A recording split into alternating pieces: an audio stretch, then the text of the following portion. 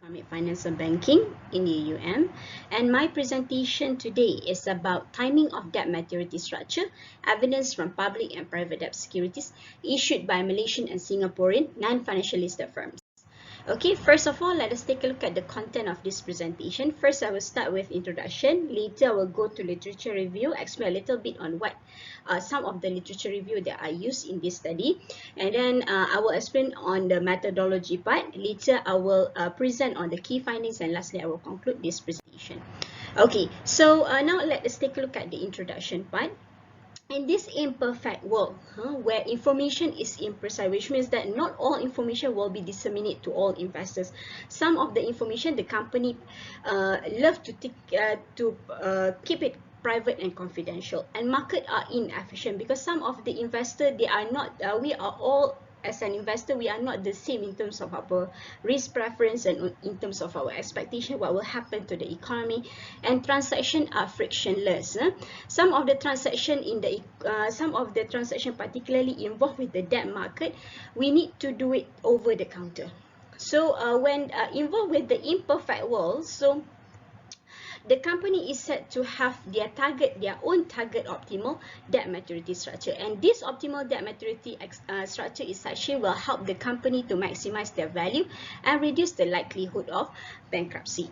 Okay, so previous theory, which is related to timing of debt maturity structure, predicts that firm specific characteristics determine the optimal debt maturity, prone to minimizing the overall cost of capital. Although businesses obviously try to use the market interest rate or potential credit quality, but actually they do not increase the firm's value, according to Song in the year 2003. And there are also arguments among prior researchers on the ability of the manager to utilize the variables such as interest rate, inflation, excess bond return in timing of debt maturity structure.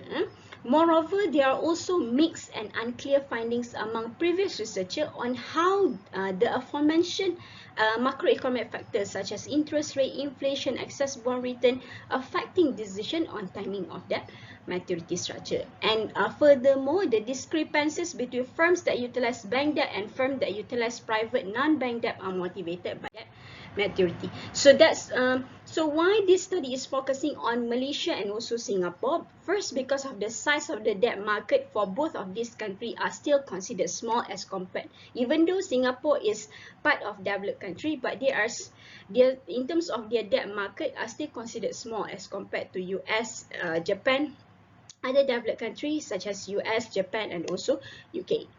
And both of these countries, both of these countries, even though the company are big or small, they are relying on the source of financing from banking institution. And we are also focusing on Malaysia and Singapore because the development of bond market for Malaysia, both Malaysia and Singapore, start after financial crisis in the year 1997. And data for bond market indicators start from the year 2000. And characteristic of country for both Malaysia and Singapore are almost the same. They are multiracial, multi-religion, multicultural, and also objective or monetary authorities are almost the same, where they want to eliminate the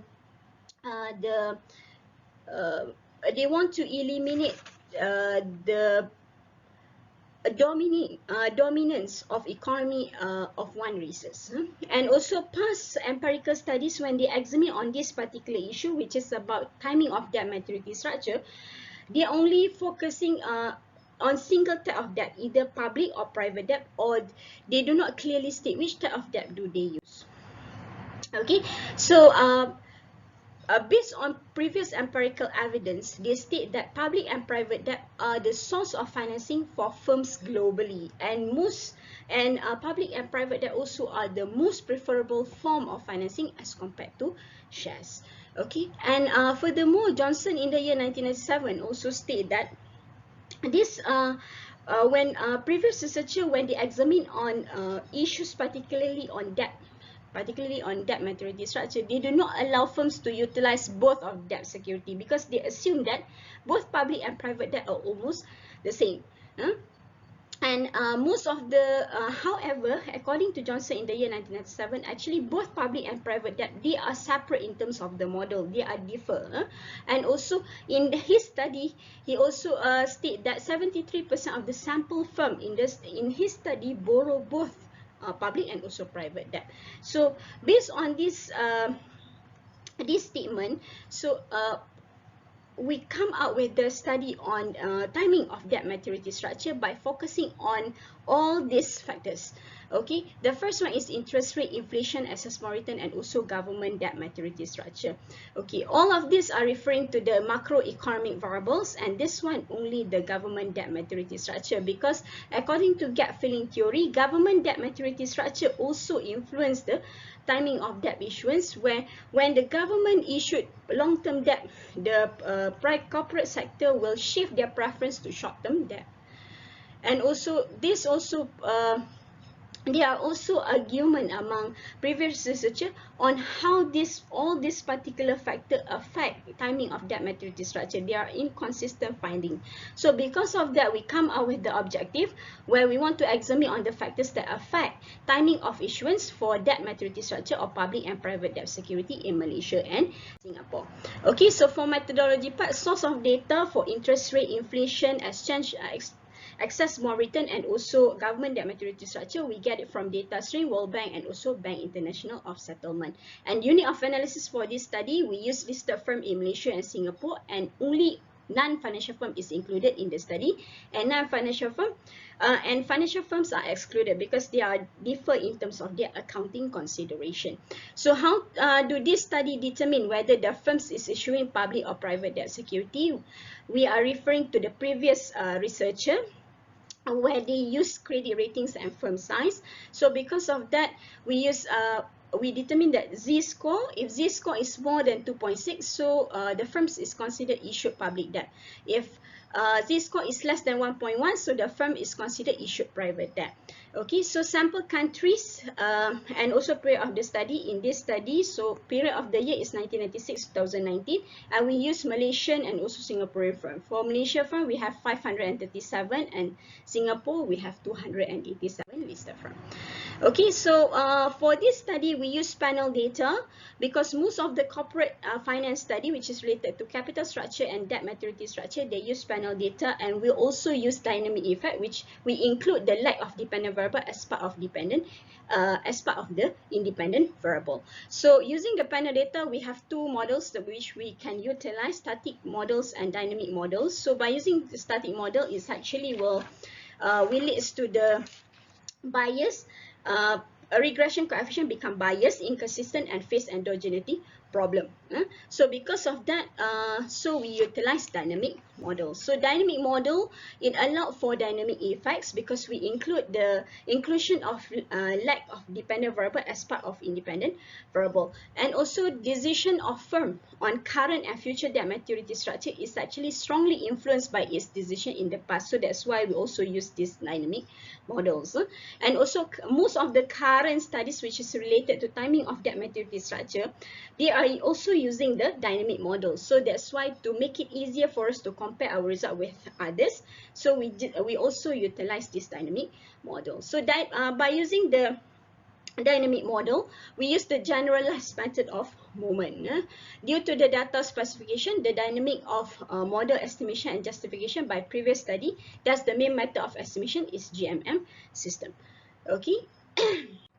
So based on the method that we use, so we come out with this key findings. Okay, based on this finding, the equation comprised of public and private debt security issued in Malaysia and Singapore are free from autocorrelation problem. If you see here, the AR2 for all the public and private debt security in Malaysia and Singapore are more than 0.05.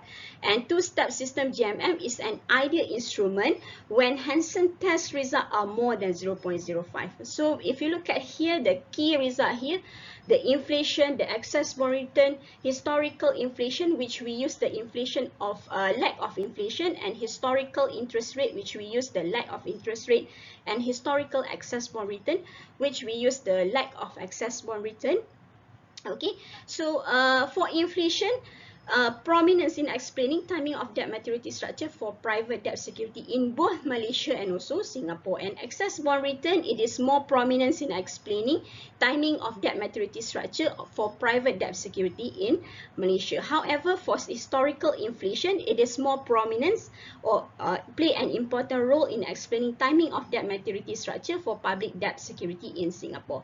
And meanwhile, for historical interest rate, it is more important in explaining timing of debt maturity structure of public debt security in Malaysia. And for historical excess bond return, it is more significantly in explaining timing of debt maturity structure in private debt security in Malaysia and also private debt security in Singapore. Okay, there is also evidence of lag maturity structure significantly affect both public and also private debt security in Malaysia and Singapore, which means that decision of Malaysia on public debt security in the past in the current strongly influenced by its decision in the past. Okay, so based on the key findings, so I comes out with some policy implication and recommendation for future research. Okay, so based on this result, we know that inflation, excess bond return, historical interest rate, historical inflation, and also historical excess bond return actually plays an important role in affecting the key decision for firms, particularly in Malaysia, particularly financing, operation, and management. For instance, like if let's say Bank Negara Malaysia increase the interest rate, so cost of borrowing for short-term and long-term public and private debt security will become very expensive. So as a result, firm will delay their decision, for instance, like to buy new assets, to hire new employees, and then open their new branches, for instance, and they will also might change their preference of financing from external financing to internal financing, which is using the retained earnings. And this decision will also help the financial manager to determine when is the right time to issue this long-term debt. Because it will help the manager to plan efficiently the time, the cost, type of debt security, so that later when the financial manager can decide when is the right time, it will help the manager actually to reduce their cost, and later it will help to maximize the firm's value. And also it will assist the firm in achieving their optimal debt maturity structure more quickly, as this optimal debt maturity structure is also important in order to help the firms to maximize their value, because that is the goals of the most of the firm in financial management. And so to conclude, okay, so I recommend for future study, because this study classify Malaysian firm that issue public and private debt security using Z-score, but normally this Z-score is utilized for developed countries only. So I recommend that future researcher can classify Malaysian firms that issue public and private debt security based on multiple discriminant analysis, as this proxy is considered better in measuring the financial distress for less developed country like Malaysia. Okay, so I guess I will stop my that's all for my presentation. Thank you for listening.